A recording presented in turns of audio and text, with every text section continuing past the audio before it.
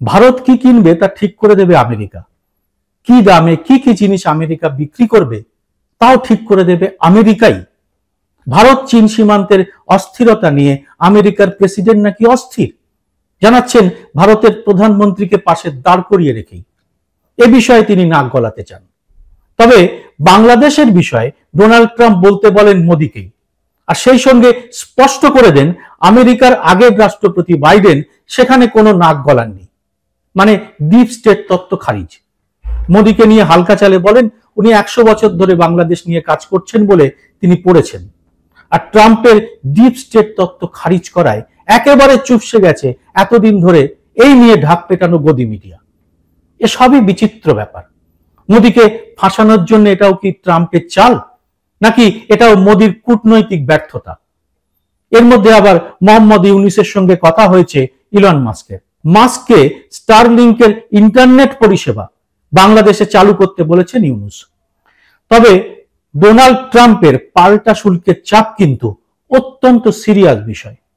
একতরফা যা ইচ্ছে সিদ্ধান্ত নেওয়ার ভঙ্গিতে নরেন্দ্র মোদীকে পাশে বসিয়ে বলে গেছেন ডোনাল্ড ট্রাম্প। এমনকি ভারত যে যুদ্ধ বিমান কিনবে তা নাকি জানতোই না ভারত, একতরফাভাবেই তা ঘোষণা করেছেন ট্রাম্প। তিনি ভারতের প্রধানমন্ত্রীকে আমন্ত্রণ করে তার মতো করে জানিয়ে দিয়েছেন তিনি আসলে কি চান। কিন্তু ডোনাল্ড ট্রাম্পের ইচ্ছা অনিচ্ছার কথা ভারত শুনবে কেন?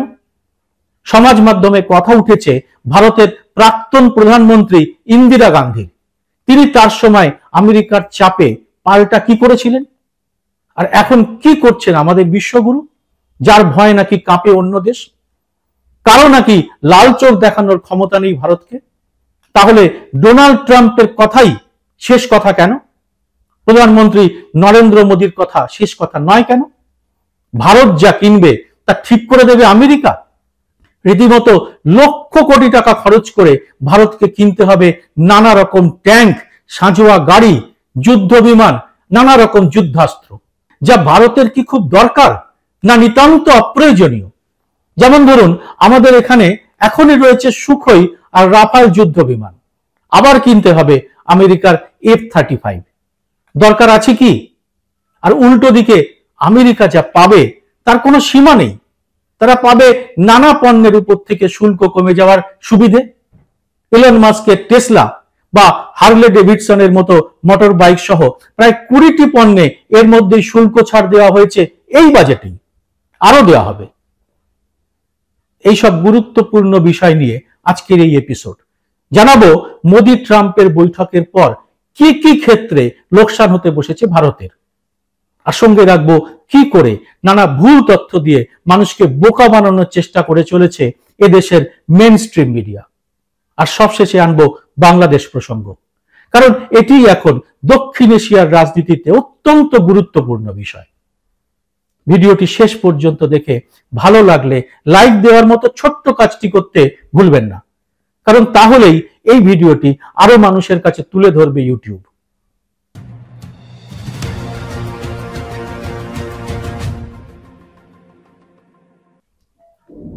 নমস্কার, সবাইকে স্বাগত। আমি সুব্রত বসু। আমেরিকাকে আবার গ্রেট করার প্রতিশ্রুতি দিয়েই ট্রাম্প ভোটে জিতেছেন। এখন তিনি নিয়মিত হুঙ্কার দিচ্ছেন বিশ্ববাজারে তার ইচ্ছেই নাকি শেষ কথা। তবে কানাডা, মেক্সিকোর মতো দেশ ডোনাল্ড ট্রাম্পের ইচ্ছের প্রতিবাদে নিজেদের ইচ্ছের কথা জানিয়েও পাল্টা শুল্ক চাপিয়েছে আমেরিকান পণ্যের উপরে। তার 24 ঘন্টার মধ্যেই নিজের ইচ্ছে ফিরিয়ে নিয়েছেন ডোনাল্ড ট্রাম্প। কানাডা ও মেক্সিকোর উপর চাপানো শুল্ক আপাতত 1 মাসের জন্য তিনি স্থগিত রেখেছেন। চীনও এসব হুমকির তোয়াক্কা করেনি, তারাও পাল্টা শুল্ক বসিয়ে ইটের জবাব পাটকেলে দিয়েছে। কিন্তু ভারতকে রেয়াতি করলেন না ট্রাম্প, কারণ তিনি ইতিমধ্যেই জেনে গেছেন নরেন্দ্র মোদীর দুর্বল জায়গাটির কথা। রাহুল গান্ধী যেমন বলেন রাজা কা জান তোতে মে হ্যায়, আর সেই তোতা মানে গৌতম আদানি এখন ট্রাম্পের হাতে। ইচ্ছে করলেই তিনি তাকে জেলে পুরতে পারেন। এক সাংবাদিকের প্রশ্নের উত্তরে ভারতের প্রধানমন্ত্রী গৌতম আদানির দুর্নীতির বিষয়টিকে ব্যক্তিগত প্রসঙ্গ বলে উল্লেখ করেছেন। সাংবাদিকের প্রশ্নের উত্তরে অত্যন্ত রাগতভাবে হাত নাড়িয়ে নরেন্দ্র মোদী উত্তর দিয়েছেন বিষয়টি ব্যক্তিগত মামলা বলে। পাশে দাঁড়িয়ে ডোনাল্ড ট্রাম্প তখন কি হিসেব করছেন? That was very nice. Yeah, go ahead, please. Thank you, Mr. President. Can I ask whether you discussed at all today the case of Gautam Adani, who's one of the wealthiest men in Asia and perceived as an ally of Prime Minister Modi?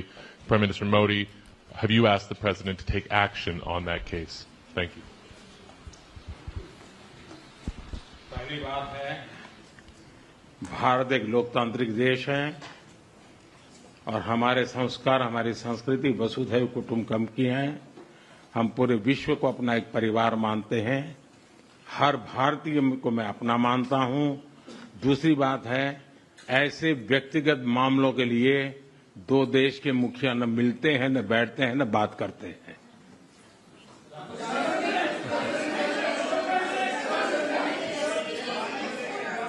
Go ahead, please. Yeah, please. মাত্র একজন শিল্পপতি গৌতম আদানির জন্য ভারতের দর কষাকষির ক্ষমতা কি এখন শূন্য? আর ভারতের প্রধানমন্ত্রী নরেন্দ্র মোদীর দর কষাকষির এই অক্ষমতার ছাপ পড়েছে এদেশের শেয়ার বাজারেও। গত 8 দিনে মুম্বাই স্টক এক্সচেঞ্জের ক্ষতির পরিমাণ কত জানেন? 25 লক্ষ কোটি টাকা। শেয়ার বাজারের ব্যবসায়ীরা ধুরন্ধর, তারা ঠিক বুঝে ফেলেছেন অবস্থাটা কি, বুঝে ফেলেছেন মোদির অসহায়তার কথা। অন্ধভক্তদের একটা বড় অংশই এখন আস্তে আস্তে বুঝতে পারছেন পরিস্থিতিটা কি হতে চলেছে। আর বিজেপির বড় বড় নেতারা একেবারে চুপ আরএসএসও। আর কয়েকদিনের মধ্যেই সেখান থেকেও কি কোনো তোপ আসতে চলেছে নরেন্দ্র মোদীর দিকে? ভারতে যে স্বাধীন নিয়ামক সংস্থাগুলি রয়েছে, যেমন সেবি, যেমন আরবিআই, এগুলির বিশ্বাসযোগ্যতা এখন তলানিতে পৌঁছে গেছে। দেশের মানুষ হঠাৎ একদিন জানতে পারেন একটি ব্যাংক বন্ধ হয়ে যাওয়ার কথা। শেয়ার বাজার থেকে বিদেশি লগ্নিকারীরাও সেবির উপর ভরসা হারিয়েই লক্ষ লক্ষ কোটি কোটি টাকা তুলে নিচ্ছেন। এর কারণ কি? কারণ আদানি সাম্রাজ্য স্থাপন করতে গিয়ে এদেশের শাসক দল এবং প্রধানমন্ত্রী নরেন্দ্র মোদী নিজেকেই জড়িয়েছেন ওই কর্পোরেটের নানা দুর্নীতির অভিযোগের সঙ্গে। এদেশে আদানির প্রসঙ্গে তিনি কোনো উত্তর দেন না, আর আমেরিকার মাটিতে প্রশ্ন হলে বলেন এটা ব্যক্তিগত মামলা। কেউ বলতেই পারেন দেশের প্রধানমন্ত্রী পদের কোনো ব্যক্তিগত ব্যাপার বলে কিছু হয়? দেশের অর্থনীতি, শেয়ার বাজার, কারবার সবই তো নির্ভর করে রয়েছে আদানিদের সাম্রাজ্য নিয়ে প্রধানমন্ত্রীর মনোভাবের উপরে।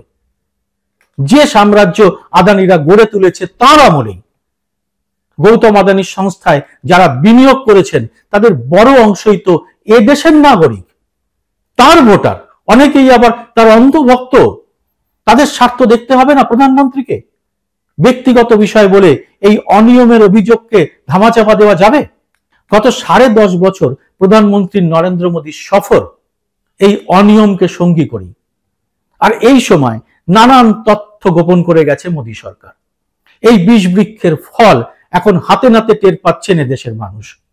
শ্রীলঙ্কা যে মাত্র 24 ঘন্টা আগেই গৌতম আদানির প্রজেক্ট বাতিল করে দিয়েছে, তার খবর কি দেশের মানুষকে দিয়েছে গদি মিডিয়া? ভুল ও মিথ্যে তথ্য প্রচার করে এদেশের ব্যাংকগুলিকে লুটপাট করে নেওয়া হচ্ছে। গত 10 বছরে রাষ্ট্রায়ত্ত ব্যাংকগুলি কর্পোরেট জগতের ধনীদের 16 লক্ষ কোটি টাকার ঋণ মাফ করে দিয়েছে। আমাদের মেইন স্ট্রিম মিডিয়া যদি 2014 সালের আগের সংবাদ মাধ্যমের মতো হতো, এই অনিয়ম সরকার করে উঠতে পারত?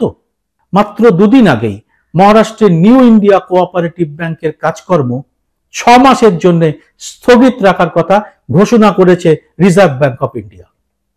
কারণ এই ব্যাংক থেকে নিয়ম না মেনে বিভিন্ন কর্পোরেটকে হাজার হাজার কোটি টাকা ঋণ দেওয়া হয়েছে। তৈরি এই ব্যাংক কয়েক বছরের মধ্যে পরপর 30টি শাখা স্থাপন করে মহারাষ্ট্র এবং তার বাইরের রাজ্যেও। হ্যাঁ, এর মধ্যে গুজরাটও আছে। গত কয়েক বছর ধরে অনিয়ম করে এই ব্যাংক যে কর্পোরেটকে ঋণ দিচ্ছিল তার খোঁজ আরবিআই রাখেনি কেন? আরবিআই এখন এই ব্যাংকে লেনদেন 6 মাসের জন্য বন্ধ রাখার ফলে বিপদে পড়ে গেছেন এই ব্যাংকের সাধারণ গ্রাহকেরা।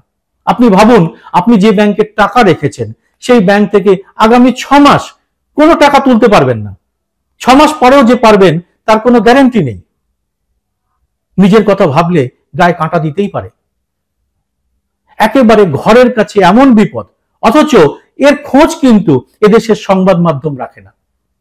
এটা জানানো কি তাদের দায়িত্বের মধ্যে পড়ে না? গত 10 বছর ধরেই চলছে তথ্য গোপনের এই খেলা ও মিথ্যা প্রচারের ফানুস। গতকাল ভারতের ইতিহাসের একটি বিশেষ দিন ছিল। 6 বছর আগে এই দিনটাতেই পুলওয়ামায় 40 জন সিআরপিএফ এর জওয়ান শহীদ হন। 300 কেজি আরডিএক্স বিস্ফোরক বোঝাই গাড়ি ফৌজিদের যাত্রাপথে এসে আঘাত এনেছিল। কোথা থেকে এলো ওই 300 কেজি আরডিএক্স? জানতে পেরেছেন আপনি? ওই বিস্ফোরণের সময় ভারতের প্রধানমন্ত্রী ব্যস্ত ছিলেন শুটিংয়ে। ভারত সরকারের বিভিন্ন দপ্তরের ব্যর্থতায় এই দুর্ঘটনা ঘটে। কিন্তু গত 6 বছরে কখনো শুনেছেন এদেশের মেইন স্ট্রিম মিডিয়া বিষয়টি নিয়ে কোনো প্রশ্ন তুলেছে? উল্টে 2019 লোকসভা ভোটে বালাকোটে সৈন্যবাহিনীর এয়ার স্ট্রাইকের কৃতিত্ব নিয়ে ভোটে লড়েছিলেন নরেন্দ্র মোদী। তাকে বিশেষ সহযোগিতা করেছিল এদেশের সংবাদ মাধ্যমে। আমেরিকায় যে প্রধানমন্ত্রীকে নতমস্তকে মেনে নিতে হয়েছে ডোনাল্ড ট্রাম্পের এই শুল্কের চাপ, এইসব মিডিয়া দেখে আদৌ বুঝতে পারছেন? এই মিডিয়া ফৌজ এমন এক পরিস্থিতি তৈরি করেছে যেখানে দেশের মান সম্মান, দেশের অর্থনীতি, দেশের শেয়ার বাজার, ব্যাংকিং সিস্টেম সবকিছু গৌণ। মুখ্য ব্যাপার একটাই, তা হলো বিশ্বগুরু হিসেবে নরেন্দ্র মোদীর একটা অবাস্তব ইমেজ তৈরি করা। এই ইমেজ তৈরিতে কিন্তু প্রচুর টাকা দরকার, লক্ষ লক্ষ কোটি কোটি টাকা। সেই টাকা দেবে কোন গৌরী সেন? মোদী জমানায় শাসক দলের গৌরী সেনের নাম গৌতম আদানি। মিথ্যে তথ্য গিলতে গিলতে এদেশের মানুষ এখন এমন অবস্থায় যে ব্যাংকে তালা পড়লেও মানুষ এখনো সেটা জানতে পারেন না। একটি বিশেষ ব্র্যান্ডের আমেরিকান মদের শুল্ক ট্রাম্পের মুখোমুখি হওয়ার আগেই মোদী সরকার কমিয়ে দিয়েছে 50%। আর রেসিপ্রোকাল ট্যাক্স বা পারস্পরিক শুল্কের যুক্তি দিয়ে ডোনাল্ড ট্রাম্প যে বোঝা আমাদের ঘাড়ে চাপাতে চাইছেন, তাতে ইতিমধ্যেই প্রভাব পড়েছে ইস্পাত এবং অ্যালুমিনিয়াম শিল্পে। এরপর পড়বে রেডিমেড পোশাক, লেদার, বৈদ্যুতিক যন্ত্র, ওষুধ এবং গাড়ি শিল্পে। বড় ধাক্কা আসতে চলেছে বলেই বিশেষজ্ঞ মহলের অভিমত। এই সমস্ত ক্ষেত্রগুলিতে আমেরিকা শুল্ক বাড়াতে চলেছে অনেক অনেক বেশি। এতদিন আমেরিকা থেকে এদেশে যা আমদানি হতো তার দ্বিগুণ রপ্তানি হতো। গত আর্থিক বছরে দুই দেশের বাণিজ্যের পরিমাণ ছিল $12,920। এর মধ্যে $8,740 কোটি মূল্যের পণ্য ভারত রপ্তানি করেছে, আর আমদানি করেছে তার অর্ধেকেরও কম, মাত্র $4,180 কোটি। কিন্তু ট্রাম্পের সঙ্গে এবারের এই চুক্তিতে এই আদান প্রদানের হিসেব একেবারে বরাবর হয়ে যাবে। ভুল ও মিথ্যে তথ্যের জাদুকর ভারতের মেইন স্ট্রিম মিডিয়া এটাকেই প্রচার করছে নরেন্দ্র মোদীর সাফল্য হিসেবে। আগামী কয়েক বছরে এই লেনদেনের পরিমাণ গিয়ে দাঁড়াবে $50,000 কোটি। আর ভারতে ছাঁটাই বাড়বে, আরো বন্ধ হবে কলকারখানা। আর আপনার করের টাকায় ভারত বাধ্যতামূলকভাবে কিনবে নানান অস্ত্রশস্ত্র। তারও লাভ পাবে সে দেশের কর্পোরেট জগৎ এবং ইলন মাস্কের মতো ধনকুবেররা। এবার আসবো বাংলাদেশ প্রসঙ্গে। সেটা নিয়ে কি হলো? ডোনাল্ড ট্রাম্পকে আমাদের দেশেরই এক সাংবাদিকের প্রশ্ন ছিল, আমেরিকায় আগের প্রেসিডেন্ট জো বাইডেনের আমলে বাংলাদেশের সরকার পরিবর্তন হয়েছে, এতে আমেরিকার ডিপ স্টেট জড়িত ছিল, ইউনুসের সঙ্গে দেখাও করেছিলেন জুনিয়র সোরস। এ নিয়ে আপনার বক্তব্য কি? এই প্রশ্নের একেবারে অপ্রত্যাশিত জবাব দিয়েছেন ট্রাম্প। তিনি বলেন, আমাদের ডিপ স্টেট হয়তো বাংলাদেশের ব্যাপারে জড়িত ছিল না। বুঝতেই পাচ্ছেন কতটা সাংঘাতিক কথা বললেন ট্রাম্প। গোটা দক্ষিণ এশিয়ার রাজনীতি এক মুহূর্তে অন্য মাত্রা পেয়ে গেল এই কথায়। ভারতেও বারবার জর্জ সোরস এবং রাহুল গান্ধীর যোগাযোগের কথা বলে থাকে শাসক দল। প্রেস কনফারেন্সে এরপরে ট্রাম্প বললেন, বাংলাদেশ প্রশ্নের জবাব দেবেন মোদী, কারণ তিনি দীর্ঘদিন ধরে এ নিয়ে কাজ করছেন। ঠিকঠাক বলতে গেলে 100 বছর ধরে তারা এই কাজ করে চলেছেন। আমি বিষয়টা পড়েছি। এরপরে ক্যামেরার মুখ ঘুরে গেল মোদীর দিকে, কিন্তু মোদীর মুখে অস্বস্তির ছাপ। তিনি এই সাংবাদিকের ইউক্রেন নিয়ে প্রশ্নের জবাব দিলেও বাংলাদেশ নিয়ে কিচ্ছু বললেন না।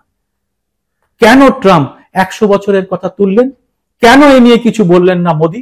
তার কোনো ব্যাখ্যা কিন্তু মিলল না। সব মিলিয়ে ভারতের স্বার্থ, ভারতের লাভ লোকসান গদি মিডিয়া যতই বড় করে দেখাক, সত্যিই কি তাই হলো?